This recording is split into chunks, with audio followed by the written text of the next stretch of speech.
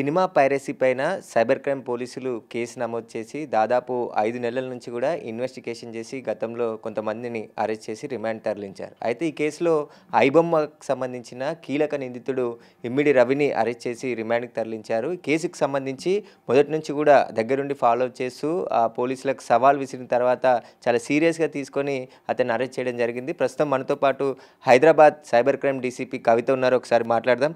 Madam, అసలు రవిని ఎలా పట్టుకున్నారు? అతను ఎక్కడి నుండి ఇదంతా కూడా ఆపరేటింగ్ చేశారు? మనకి బేసికల్‌గా యాంటీ పైరసీ సెల్ వాళ్ళు ఆగస్ట్ 30th రోజు కంప్లెయింట్ ఇచ్చారండి. మనం ఈ పైరసీ కేసు డిటెక్ట్ చేసి ప్రెస్ మీట్ పెట్టిన తర్వాత 29th ఆగస్టు 30th రోజు వచ్చి ఈ పైరసీ సైట్సే కాకుండా ఐబొమ్మ అని, బప్పం టీవీ అని ఇట్లా డిఫరెంట్ వెబ్‌సైట్స్‌లో కూడా పైరేటెడ్ కంటెంట్ పోస్ట్ చేస్తున్నారు. దీని మీద యాక్షన్ తీసుకోమని అక్యూజ్డ్ ఎవరైతే ఉన్నారో వాళ్ళని కూడా రిమాండ్ చేయమని చెప్పేసి వాళ్ళు కంప్లెయింట్ ఇచ్చారు.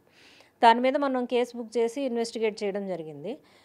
దానిలో ఆ వెబ్‌సైట్స్‌కి సంబంధించి మొత్తము మనం అనలైజ్ చేస్తే మోర్ దాన్ 65 వెబ్‌సైట్స్ ఉన్నాయన్నమాట. ఒక వెబ్‌సైట్ డౌన్ అయితే ఇంకో వెబ్‌సైట్ అప్ చేయడం, ఇట్లా మిర్రర్ వెబ్‌సైట్స్ క్రియేట్ చేయడం, ఇట్లా డిఫరెంట్ వెబ్‌సైట్స్ ద్వారా తెలుగు గానీ, సౌత్ ఇండియన్ మూవీస్‌లో ఉన్న కంటెంట్ అంతా కూడా కొత్తగా రిలీజ్ అయిన మూవీని టెలిగ్రామ్ ఛానల్స్ ద్వారా, తర్వాత ఓటీటీ కంటెంట్‌ని కూడా థర్డ్ పార్టీ సాఫ్ట్‌వేర్స్ ద్వారా ఇతను తీసుకొని దాన్ని ఇమ్మీడియేట్‌గా అప్‌లోడ్ చేయడము. చాలా పాపులర్ అనమాట ఈ వెబ్‌సైట్స్ ఏవైతే ఉన్నాయో. ఈ కంటెంట్‌కున్న క్వాలిటీని బట్టి అందరిలోకి రీచ్ అయిపోయింది ఇది. సో, ప్రజలందరూ కూడా ఈ ఇవి చూడడానికి బాగా అలవాటు పడిపోయారు. దీనివల్ల ఇండస్ట్రీకి చాలా లాస్ అవుతుందని వాళ్ళు ఇచ్చిన దాని మీద మనం ఇన్వెస్టిగేషన్ చేశామండి.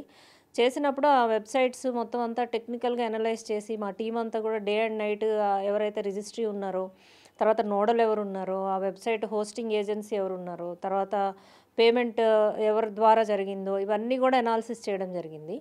బేసికల్‌గా ఆ వెబ్‌సైట్‌లో ట్రాఫిక్ ఎలా జనరేట్ అవుతుంది, ఎన్ని హిట్స్ వస్తున్నాయి, దానిలో ఆ వెబ్‌సైట్ యాడ్స్ ఎక్కడి నుంచి పోస్ట్ అవుతున్నాయి, ఆ యాడ్స్ పోస్ట్ చేసే ఏజెన్సీ ఏదన్నా ఉందా, ఇలా డిఫరెంట్ యాంగిల్స్‌లో మేము ఇన్వెస్టిగేషన్ అనేది చేయడం జరిగింది.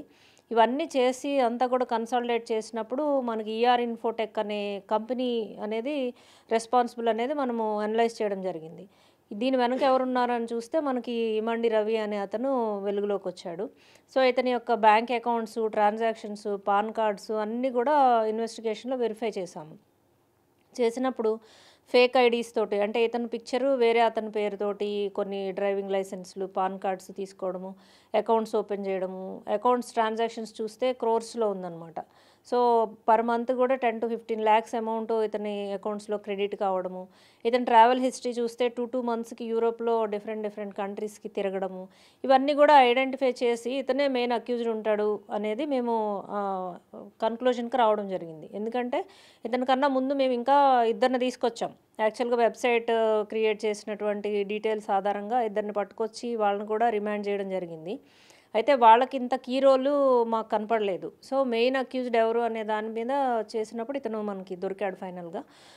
ఫారెన్‌లో ఉన్నాడు ఇతను, ఇక్కడ లేడు అనే దాని మీద మనము ఎల్ఓసీ పెట్టాలి అని అనుకుంటున్న సమయంలోనే అదే రోజు ఇక్కడ ల్యాండ్ అవ్వడం జరిగింది ఫ్రాన్స్ నుంచి. సో, అతన్ని అప్రహెండ్ చేసి తీసుకొచ్చి మనం రిమాండ్ చేయడం జరిగింది. మేడం, ఇప్పుడు ఐబొమ్మలో కింగ్ పిన్ అరెస్ట్ చేశారు. అసలు పైరసీ ఆగుతుందా? ఇంకా ముప్పు పొంచి ఉందా మేడం దీనికి సంబంధించి? పైరసీ ముప్పు ప్రజలు చూస్తున్నన్ని రోజులు, ఇల్లీగల్ మనీ సంపాదించాలనే ఉద్దేశాలు జనాలకున్నన్ని రోజులు కంటిన్యూ అవుతుందండి. ఆ పైరసీని స్టాప్ చేయలేం. దొంగతనాలు ఎలాగా రెగ్యులర్‌గా జరుగుతాయో ఇది కూడా డిజిటల్ థెఫ్టే.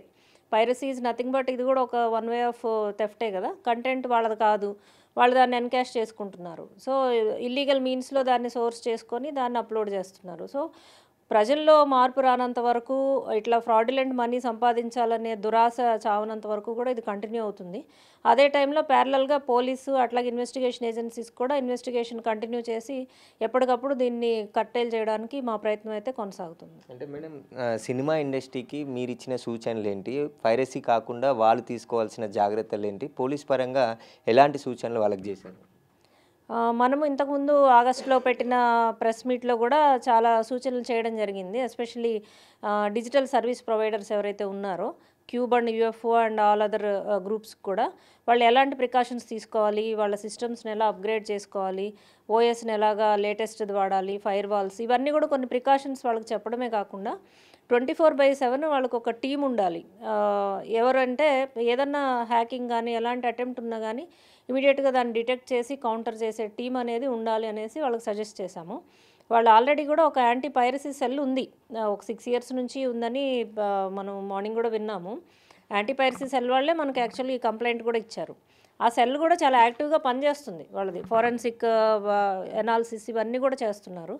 అయితే ఈ టీం కూడా ఉంటే అంటే దాన్ని ఏమంటారంటే ఎక్స్పర్ట్స్ టీము కూడా వాళ్ళకు ఉండి సర్వేలెన్స్ అనేది కంటిన్యూ చేస్తూ ఈ డిజిటల్ పైరసీ అనే దాన్ని కట్టేలు చేయడానికి క్యామ్ కార్డింగ్ జరగకుండా థియేటర్స్లో ప్రికాషన్స్, అట్లాగే హ్యాకింగ్ జరగకుండా సిస్టమ్స్ని సెక్యూర్ చేసుకోవడము, అట్లాగే టెలిగ్రామ్ ద్వారా ఇంకా ఇల్లీగల్ మీన్స్లో కంటెంట్ షేర్ కాకుండా వాళ్ళ దగ్గర కట్టేలు చేయడం, ఇలా అన్ని ఆల్ యాంగిల్స్లో 360 డిగ్రీస్ కూడా మనము యాక్షన్ తీసుకోవడం ద్వారా దీన్ని నిరోధించవచ్చండి. మేడం, ఇప్పుడు ఇమ్మిడి రవి అసలు ఆయన బ్యాక్గ్రౌండ్ ఏంది, ఎక్కడి నుంచి పైరసీ వైపు ఎలా మళ్ళాడు, అతనికి ఇంకా ఎవరో సహకరించారు, వారందరిపైన ఏమైనా ఐడెంటిఫై చేశారు? ఇమండి రవి బీఎస్సీ కంప్యూటర్స్ చేశారండి వైజాగ్లో, ఆంధ్ర యూనివర్సిటీలో. చేసిన తర్వాత ముంబైలో ఎంబీఏ చేశారు, ఇక్ఫై యూనివర్సిటీ నుంచి ఎంబీఏ చేసి అతను web services, web designing, website hosting ఇవన్నీ కూడా expert. So first ER Infotech అని ఒక కంపెనీ పెట్టుకున్నాడు, మన కూకట్పల్లి ఏరియాలో ఒక అపార్ట్మెంట్లో ఉంటూ ఈ కంపెనీని పెట్టాడు. ఆ కంపెనీ యొక్క ఇన్కమ్ తక్కువ ఉండేసరికి ఇతను అదే క్రమంలో మ్యారేజ్ చేసుకోవడము, ఇంటర్ ఫెయిత్ మ్యారేజ్ చేసుకోవడము, ఫ్యామిలీ ఇష్యూస్ వల్ల అతను ఒక కండిషన్, ఎకనామికల్ కండిషన్ సరిగా లేకపోవడం, ఇన్కమ్ తక్కువ ఉందనేసి వాళ్ళ బంధువులు చేసినటువంటి కామెంట్స్, వీటన్నిటి వల్ల ఇతను ఏంటంటే ఈజీగా తక్కువ టైంలో ఎక్కువ డబ్బులు సంపాదించాలి అనే ఉద్దేశం డెవలప్ చేసుకున్నాడు.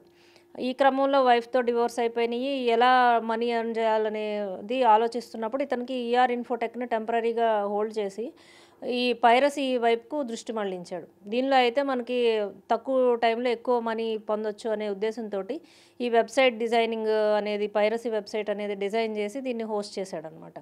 దీనికి అదే టైంలో దీని ప్రకారము కోవిడ్ రావడము, ప్రజలు ఆన్లైన్ కంటెంట్ చూడడము, థియేటర్స్కి వెళ్ళలేకపోవడము, ఇవన్నీ దృష్ట్యా డబ్బులు పెట్టి ఓటీటీలో చూడలేకపోవడం, వీటన్నిటి దృష్ట్యా ఈ వెబ్సైట్స్కి పాపులారిటీ చాలా పెరిగిపోయేసరికి ఇతను ఇంకా డిఫరెంట్ పేర్ల మీద అకౌంట్స్ ఓపెన్ చేసి ఇంకా ఒక వెబ్సైట్ని ఈ మూవీ వాళ్ళు డైరెక్టర్స్, ప్రొడ్యూసర్స్ డౌన్ చేస్తే ఇంకో మిర్రర్ వెబ్సైట్ క్రియేట్ చేయడము, ఇట్లా టెక్నిక్స్ ఫాలో అయ్యాడనమాట. 22 నుంచి ఇంకా పెంచి ఇతని యొక్క ఆపరేషన్స్ ఓవర్సీస్లో, ఈ సర్వర్స్ అన్నీ కూడా ఓవర్సీస్లోనమాట, మనకి స్విట్జర్లాండ్, ఆమ్స్టర్డామ్, నెదర్లాండ్స్ ఇక్కడ ఉన్నాయి.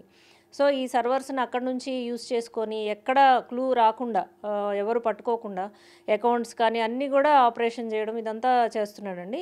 ఈజీ మనీ తక్కువ టైంలో పొందాలి అనే ఉద్దేశంతో ఇతను తనకున్న టెక్నికల్ బ్యాక్గ్రౌండ్ని యూస్ చేసి ఈ యొక్క నెట్వర్క్ అంతా కూడా డెవలప్ చేశాడు. మేడం, మొత్తం కోట్లాది రూపాయలు ట్రాన్సాక్షన్ జరిగింది అంటారు. ఎగ్జాక్ట్గా రవి ఎన్ని కోట్ల రూపాయలు ట్రాన్సాక్షన్ చేశాడు, ఎంత సంపాదించాడు, అవన్నీ ఎక్కడ పెట్టుబడిగా పెట్టాడు? ఇతను మన ఎనాలిసిస్లో ఇప్పటి వరకు మనకు దొరికినటువంటి ఎనాలిసిస్ ప్రకారము ఒక 4 అకౌంట్స్ యొక్క ట్రాన్సాక్షన్స్ మనం అనలైజ్ చేశాము. దీనిలోనే 20 crores of rupees over a period of 5-6 years ఇతను సంపాదించినట్టు మన దృష్టికి వచ్చింది. ప్రజెంట్ అతని అకౌంట్లోనే 3.5 crores ఉంటే దాన్ని ఫ్రీజ్ చేయడం జరిగింది, ఆల్రెడీ నోటీస్ పంపించి. ఇంకా అతనికి మనం సీజ్ చేసినప్పుడు ఫిజికల్గా బ్యాంక్ కార్డ్స్, చెక్ బుక్స్ 25-35 అట్లా దొరికినాయి. సో అవన్నీ ఏ బ్యాంకులో ఉన్నాయి, ఆ బ్యాంకులో అకౌంట్ ఉందా, దానిలో ఎంత మనీ ఉంది, ఇవన్నీ కూడా బ్యాంక్స్కి మనం నోటీసెస్ పంపడం జరిగింది.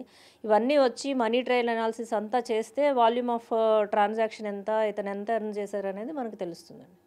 మొత్తం ఏమైనా ఇక్కడ ఆస్తులు ఏమైనా కూడబెట్టాడా మేడం? హైదరాబాద్లో రవికి సంబంధించిన ఆస్తులు ఉన్నాయా? పోలీసులు దర్యాప్తులు అవి జప్తు చేసే అవకాశం ఏమైనా ఉంది? ఉన్నాయండి, ఇక్కడ అతనికి ఒక ఓన్ హౌస్ ఉంది, అపార్ట్మెంట్ ఒకటి ఉంది. సో అక్కడ నుంచి అప్రహెండ్ చేసాం మనము. అట్లాగే వైజాగ్ నేటివ్ కాబట్టి వైజాగ్లో కూడా అతనికి ఇల్లు ఉన్నట్టు తెలిసింది. ఇంకా ఇవే కాకుండా ఇంకా ఏమన్నా ఉన్నాయా, ఇతను ఏమైనా ఎర్న్ చేశాడా, ఇవన్నీ కూడా అనలైజ్ చేసి అలాంటి 107 BNS ప్రకారం మనము ఫ్రాడ్ అమౌంట్ని ఆక్షన్ చేసి విక్టిమ్స్కి ఇవ్వడానికి కూడా ఒక అవకాశం ఉంది. సో అదేమన్నా చేయొచ్చా, లీగల్ ఇదంతా కూడా ఒపీనియన్ తీసుకొని ఫర్దర్గా మేము దానిలో కూడా ప్రొసీడ్ అవుతాం. మేడం, ఫిలిం ఇండస్ట్రీ ఇన్ని కోట్ల రూపాయలు నష్టపోయామంటారు. అంటున్నారు. ఏ విధంగా అంచనా వేశారు మేడం? అంటే రవి వల్ల ఇంత నష్టం అంటే దేశవ్యాప్తంగా పైరసీ వల్ల 22,000 కోట్ల నష్టం జరిగింది అంటుర్రు. అది ఏ విధంగా నష్టం జరిగిందని అంచనా వేసిర్రు? దానివల్ల రవికి ఎంత లాభం పొందిండు మేడం? ఇది 22,000 కోట్లు నష్టం అనేది పైరసీ సెల్ వాళ్ళు ఇచ్చిన కంప్లెయింట్‌లో ఇచ్చారండి. తెలుగు ఇండస్ట్రీకే పర్టిక్యులర్‌గా 3,700 కోట్లు ఒక సంవత్సరంలో లాస్ అని వాళ్ళిచ్చారు. అంటే వాళ్ళ అనాలిసిస్ ఏంటి అని చెప్పిన దాన్ని బట్టి రిలీజ్ అయిన మూవీస్ అన్నీ కూడా ఒక ఇయర్‌లో రిలీజ్ అయిన మూవీస్ అన్నీ నార్మల్‌గా పైరసీ లేకుండా గనక అవి డిస్‌ప్లే అయితే ఎంత ఇన్‌కమ్ జనరేట్ అవుతది? ఈ పైరసీ వల్ల ఇన్‌కమ్ లాస్ ఎంతయింది అనేది వాళ్ళు క్యాలిక్యులేషన్ చేసి మనకు అది ఇచ్చారనమాట. వాళ్ళు ఇచ్చిన కంప్లెయింట్‌ని బట్టి మూవీస్ దాని ఇన్‌కమ్ లాస్‌కి సంబంధించి వాళ్ళిచ్చిందే క్రైటీరియా. సో, ఆ డేటాను బట్టి ఇంత లాస్ అయిందనేది మనం చెప్తున్నామనమాట. మేడం ఇప్పుడు పైరసీకి సంబంధించి పోలీసులకే సవాల్ విసిరారు. అసలు ఐబొమ్మని పట్టుకోలేరు, దమ్ముంటే పట్టుకోండి అని చెప్పేసి కూడా గతంలో ఉన్న సిపికి మెసేజ్ స్వయంగా పెట్టడం జరిగింది. ఆ తర్వాత మీరు చాలా వర్క్ చేసి దగ్గరుండి ఈ కేసులో అరెస్ట్ చేసి ఏ కీ రోల్ ఏంటిది మేడం అసలు ఇందులో? కీ రోల్ అంటే అంతకుముందే పైరసీ కేసు మనం డిటెక్ట్ చేశాము. అది చాలా పెద్ద కేసు. ఓవరాల్ 4, 5 స్టేట్స్‌లో ఆపరేషన్స్ చేసి 10 మెంబర్స్‌ని అరెస్ట్ చేశాము. దాన్ని అరెస్ట్ చేసేసరికి ఇతను పానిక్ అయ్యాడు బేసికల్‌గా. మనం అట్లా తీసుకోవచ్చు. ఎందుకంటే హ్యాకింగ్ చేయడం ఇవన్నీ కూడా అప్పటి వరకు బయటికి రాలేదు. ఇండియాలో మొదటిసారి మనం చెప్పడం జరిగింది. సో, అదే టైంలో ప్రొడ్యూసర్స్‌కి వీళ్ళందరికి కూడా అప్పుడు సిపి గారు మీటింగ్ పెట్టి ప్రికాషన్స్ అన్నీ కూడా చెప్పారు. ఇవన్నీ డెవలప్‌మెంట్స్ కూడా పబ్లిక్ ఫోరమ్‌లో ఉన్నాయి. అందరూ ఫాలో అవుతున్నారు. సో, ఇవన్నీ చూసిన తర్వాత న్యాచురల్‌గా నెక్స్ట్ నా దగ్గరికొస్తారేమో అనే ఇది ఉంటుంది ఎవరికైనా. ఎందుకంటే అతను మేజర్ పర్సన్ లాస్ కాజ్ చేసే వాళ్ళల్లో. సో, నెక్స్ట్ నేనే టార్గెట్ అవుతాను. అతని మీద కంప్లెయింట్ ఇచ్చినట్టు కూడా బేసికల్‌గా తెలుస్తది. సో, అందుకోసము ఆ యొక్క సైకలాజికల్ సిట్యుయేషన్ తోటి అతను రకరకాల మెసేజెస్ పెట్టాడు. బట్ ఎవరేం పెట్టినా, పెట్టకపోయినా మా కోర్స్ ఆఫ్ యాక్షన్ అయితే మేము తీసుకుంటాం. అతనిచ్చిన థ్రెట్ గాని, ఛాలెంజ్ గాని వాటితో మాకు సంబంధం లేదు. ఎందుకంటే అతను పోలీస్‌కి ఇచ్చాడా, మూవీ వాళ్ళకి ఇచ్చాడా ఇవన్నీ కూడా మేము పట్టించుకోలేదు. మా యొక్క ఇన్వెస్టిగేషన్ కంటిన్యూ చేశాము. ఇలాంటి ఛాలెంజెస్ ఇవన్నీ కేర్ చేయాల్సిన అవసరం లేదు. మన ఇన్వెస్టిగేషన్ కోర్స్ అయితే కంటిన్యూ అవుతుంది. ఇప్పుడే కాదు నెక్స్ట్ ఎప్పుడైనా గానీ ఎవరైనా పోలీస్ ఆఫీసర్స్ అట్లా థ్రెట్స్ లేకపోతే వాటిని ఎవరు కూడా కేర్ చేయరు. ప్రొఫెషనల్‌గా ముందుకు వెళ్ళాము. డిటెక్ట్ చేయాలనే ఉద్దేశంతో చేశాము. డే అండ్ నైట్ దాని మీద టెక్నికల్ అనాలిసిస్ చేశాము. ఇందాక చెప్పినట్టు ఫైనల్‌గా మనము రీచ్ అవ్వగలిగాము. ఈ ట్రాన్సాక్షన్ అంతా ఎక్కడి నుండి వచ్చింది మేడం? అంటే రవి అకౌంట్‌లోకి ఇప్పుడు 20 కోట్లు గుర్తించామన్నారు. బెట్టింగ్ యాప్స్ మెయిన్ చెప్తున్నారు. వాటి నుండే వచ్చిందా? ఇంకా అదర్ సోర్స్ ఏమన్నా ఉందా?